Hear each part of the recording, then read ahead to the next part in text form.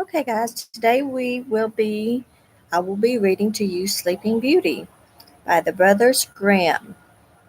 Okay, um, once upon a time, there lived a king and a queen who did not have any children, and this made them very sad.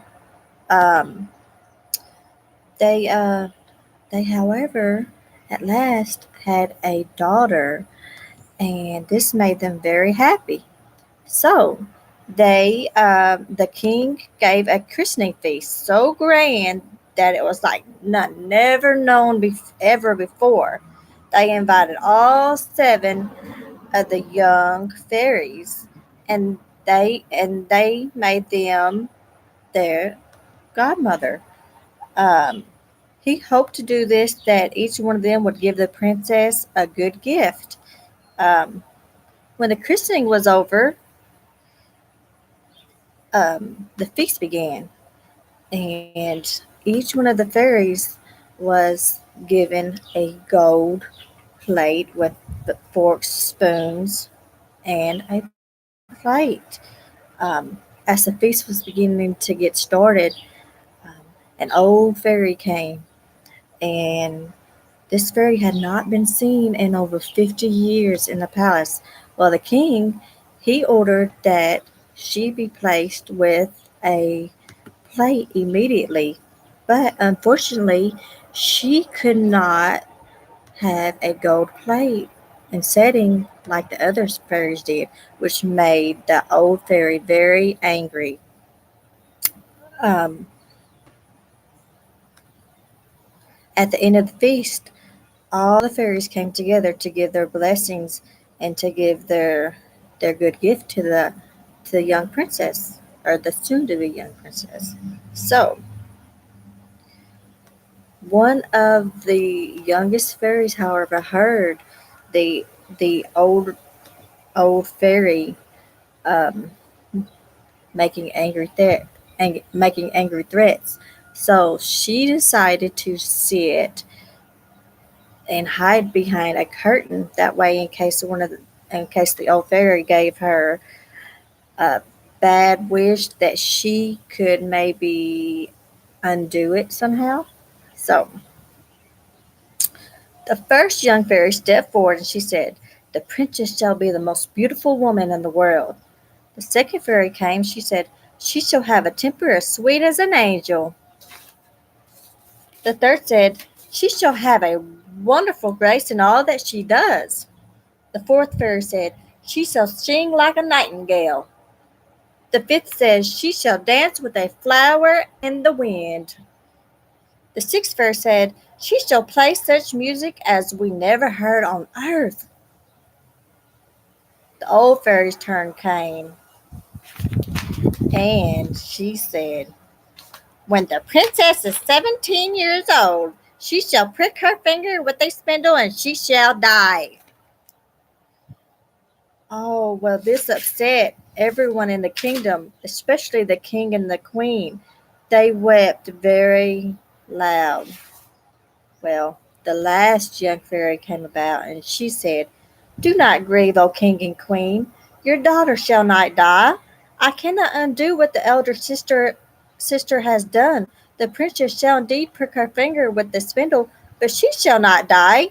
She shall fall into a deep sleep that will last 100 years. At the end of that time, a king's son will find her and awaken her." Well, the king, however, trying to save his daughter, commanded that all the spindles should be burned. But one day, when the princess turned 17 years old, she was wandering through the castle, and she came upon a room with an old deaf lady that didn't hear the king's commands. She said, "What are you doing, good old woman?" asked the princess. The old lady said, "I am spinning, my pretty child." The princess said, the princess said, "How do you do it? Let me see if I can spin it also." As she As she had just taken a spindle in her hand, the princess pricked her finger. Well, the young fairy heard about the news, and she came to the castle quickly. The young fairy touched her magic with her wand in all the palace except for the king and the queen, which left everything as it was. The king and the queen departed from the castle, giving orders that no one was to go near it.